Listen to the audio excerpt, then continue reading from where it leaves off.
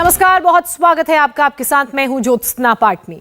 उत्तर प्रदेश में कल बीजेपी के लिए बहुत बड़ा दिन होने वाला है। सीएम योगी आदित्यनाथ कल गोरखपुर शहर सीट से नामांकन दाखिल करने वाले हैं। योगी के नामांकन में अब महज 24 घंटे से भी कम का वक्त बचा है। उससे पहले आज सीएम योगी आदित्यनाथ ने अपनी 5 साल का रिपोर्ट कार्ड पेश किया। सीएम योगी ने अपनी सरकार की उपलब्धियां इस दौरान गिनाई। योगी ने कहा कि 70 साल में सबसे ज्यादा काम नहीं हुआ है और वो 70 सालों का काम पिछले 5 साल में हुआ है। योगी ने अपनी उपलब्धियां गिनाते हुए कहा कि पिछले 5 साल में कोई दंगा या फिर कोई आतंकी वारदात नहीं हुई। इस दौरान उत्तर प्रदेश में योगी हैं उपयोगी नाम से बीजेपी का कैंपेन सॉन्ग भी लॉन्च किया गया। कैंपेन सॉन्ग के जरिए बीजेपी ने बताया कि पिछले 5 साल में योगी राज में उत्तर प्रदेश में क्या क्या बदला है। साथ ही यह भी बताया गया कि उत्तर प्रदेश में आने वाले वक्त में योगी ही क्यों जरूरी है। बीजेपी को भरोसा है कि अपने काम के दम पर 10 मार्च को जो नतीजे सामने आएंगे वो उनके पक्ष में होंगे। इस सॉन्ग को लॉन्च करें आदरणीय डॉक्टर दिनेश शर्मा जी।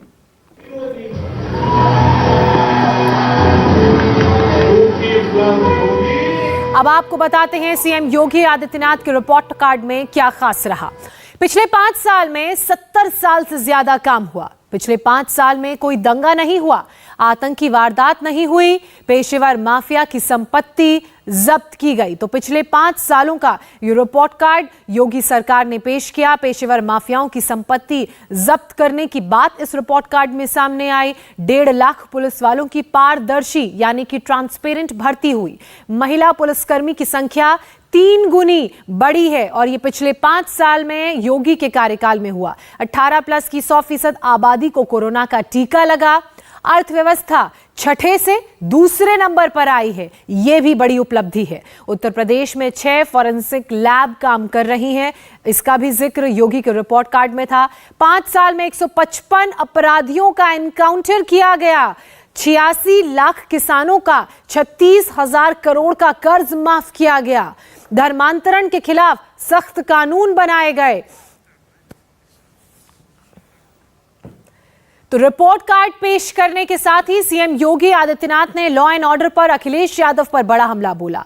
कहा कि अखिलेश सरकार में दंगे, गुंडागर्दी और माफिया राज था, लेकिन पिछले 5 साल में उत्तर प्रदेश में क्राइम पर फुल कंट्रोल है, माफिया राज खत्म है और दंगे एक भी नहीं हुए हैं। वर्ष 2016 से अगर हम 16-17 की तुलना हम 20-21 से करें तो प्रदेश के अंदर जो एनसीआरबी का national crime bureau of India की जो डाटा है उसके अनुसार डकैती के मामलों में लगभग 58%, लूट के मामले में 64%, हत्या के मामले में 23%, फिरौती हेतु अपहरण इसके मामले में 53%, दहेज मृत्यु में 8% और बलात्कार के मामलों में 43% कमी देखने को मिली है। यानी बड़ा राज्य होने के बावजूद हम लोग इन सभी मामलों में इतनी कमी लाने में सफलता प्राप्त हुई। प्रदेश के अंदर जो पेशेवर माफिया और अपराधी पहले सत्ता का संरक्षण प्राप्त करके गरीबों का, व्यापारियों का, बेटियों और बहनों की सुरक्षा के लिए खतरा बने हुए थे, उन पेशेवर माफिया और अपराधियों पर नकेल कसते हुए 2046 करोड़ रुपए की उनकी अवैध कमाई को जब्त करने की कार्रवाई और ध्वस्तीकरण की कार्रवाई भी राज्य सरकार ने सफलतापूर्वक किया। बहुजन समाजवादी पार्टी की सरकार के समय 364 दंगे प्रदेश के अंदर 5 वर्ष के दौरान हुए थे। समाजवादी पार्टी की सरकार के समय 2012 से 17 के बीच बड़े बड़े दंगे 700 से अधिक हुए, सैकड़ों लोग मारे गए। प्रदेश के अंदर 2017 से अब तक कोई भी दंगा नहीं, कोई आतंकी घटना नहीं। तो लखनऊ में सीएम योगी आदित्यनाथ ने अपने 5 साल का रिपोर्ट कार्ड पेश किया, लेकिन उनके गर्मी शांत करने वाले बयान पर घमासान लगातार जारी है। अखिलेश यादव आज बुलंदशहर में हैं और बुलंदशहर से ही उन्होंने सीएम योगी पर हमला बोला। अखिलेश ने कहा कि पहले फेज के चुनाव में जो हवा बह रही है उससे योगी की भाषा बदल गई है। अखिलेश ने कहा कि योगी राज्य के सीएम हैं, कोई कंप्रेसर नहीं जो ठंडा कर दें। ये सरकार जो दावा करती है कि लैपटॉप देंगे, पता नहीं बुलंदशहर में कितने बाबा योगी जी ने लैपटॉप भिजवाए होंगे, कितने स्मार्टफोन दिए होंगे, जब योगी जी खुद ही स्मार्टफोन नहीं चला पाते, किसी और से ट्वीट लिखवाते हैं, किसी और से पढ़वाते हैं, तो आपको हमको लगातार 4.5-5 साल टैबलेट देते रहे। वो पता नहीं कौन सी टैबलेट हमें और आपको देते रहे। पता नहीं मुख्यमंत्री क्यों भाषा बदल रहे हैं। और मुझे लगता है कि जो हवा चल रही है पहले चरण में, यहां के लोगों ने ऐसी हवा चलाई है कि भारतीय जनता पार्टी और खासकर मुख्यमंत्री जी, उनको समझ में नहीं आ रहा कि क्या कहा जाए। वो हमारे मुख्यमंत्री हैं, वो कोई कंप्रेसर थोड़ी है कि हमें ठंडा कर देंगे।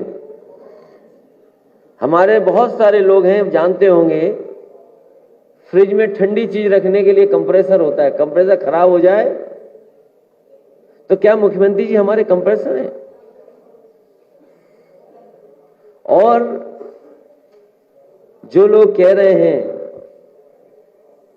गर्मी की बात कर रहे हैं, हम उन्हें भरोसा दिलाना चाहते हैं कि गठबंधन की सरकार बनेगी तो भर्ती दी जाएगी, भर्ती खोली जाएगी। गर्मी नहीं, भर्ती। नौजवानों को भर्ती के लिए उन्हें देने का काम, उनको नौकरी देने का काम गठबंधन में होगा। इस बार ऐतिहासिक जीत आरएलडी और समाजवादी पार्टी की गठबंधन की होने जा रही है। इतना बहुमत, इतना समर्थन कभी नहीं दिखाई दिया होगा जितना इस बार दिखाई दे रहा है। इसलिए ये जाने वाले लोग हैं, नई सरकार आने वाली है।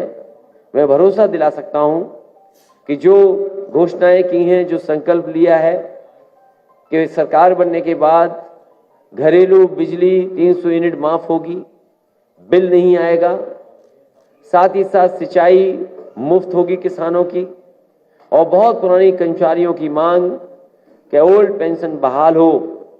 समाजवादी सरकार और आरएलडी और गठबंधन की सरकार बनने के बाद पुरानी पेंशन बहाल होगी, कर्मचारियों की मदद करने का काम करेंगे।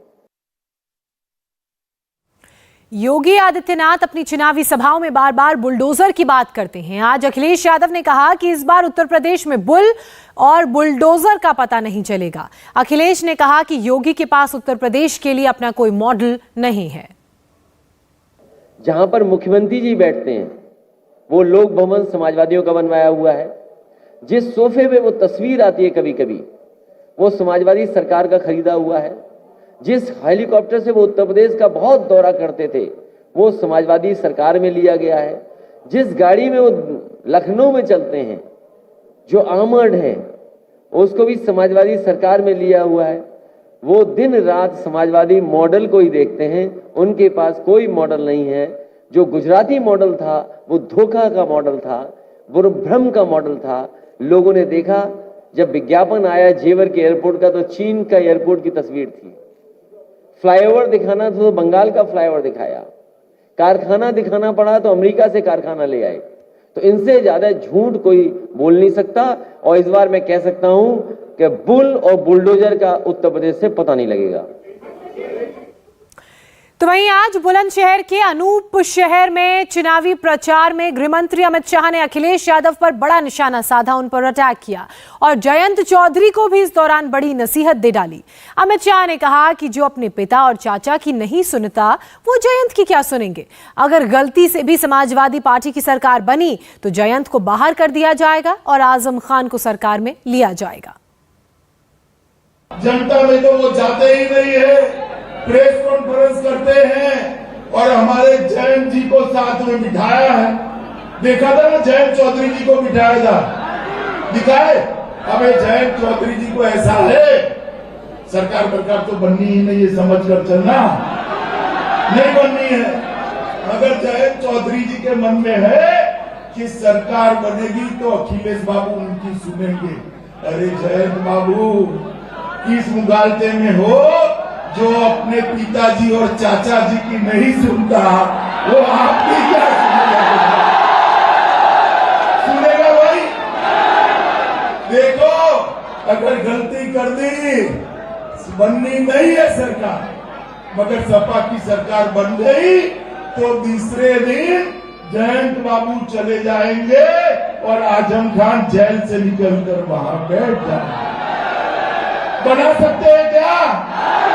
बना सकते हैं क्या? क्या उत्तर प्रदेश और विशेषकर ये पश्चिमी उत्तर प्रदेश माफियाओं से परेशान है।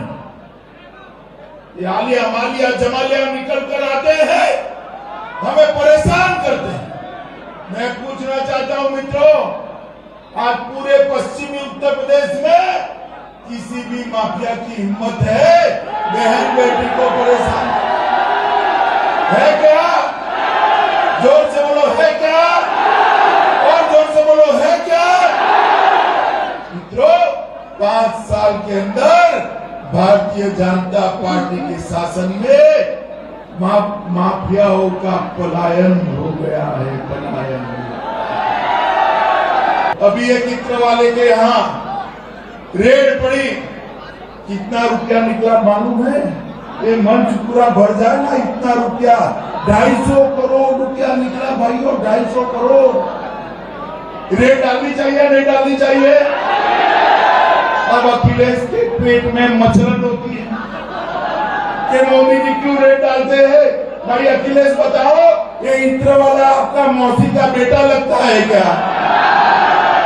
आपको क्या तकलीफ है? मैं बताता हूं, पैसा समाजवादी पार्टी के गुंडों का पैसा था, गुंडों का पैसा था।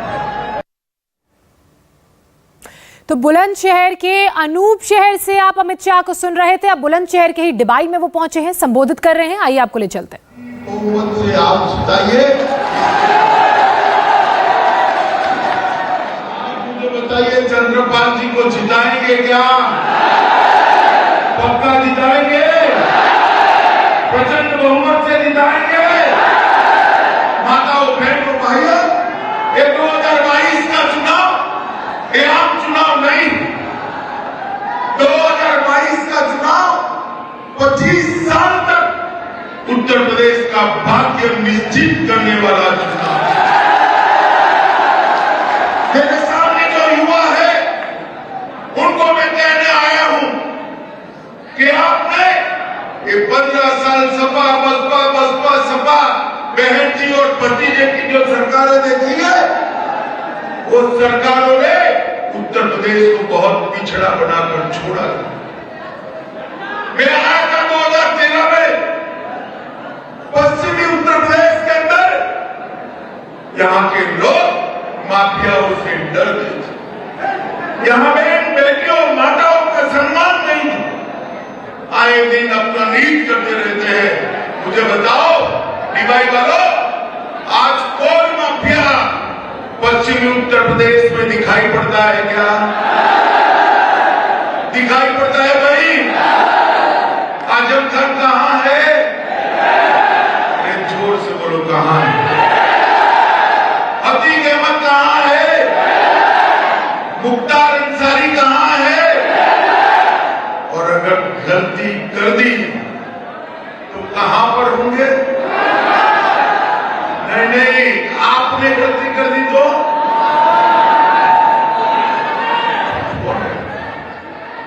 आपने गलती कर ये समाजवादी पार्टी का सरकार लाया तो वापिस आएंगे या नहीं आएंगे?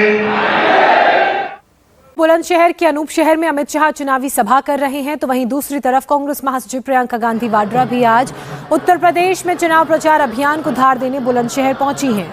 प्रियंका गांधी ने बुलंदशहर के सिकंदराबाद में घर घर जाकर चुनाव प्रचार किया, लोगों से कांग्रेस उम्मीदवार को वोट देने की अपील की। इस दौरान उन्होंने योगी सरकार पर भी बड़ा हमला बोला। प्रियंका गांधी ने कहा कि चुनाव विकास के मुद्दे पर होना चाहिए, जाति और सांप्रदायिकता पर चुनाव नहीं होना चाहिए।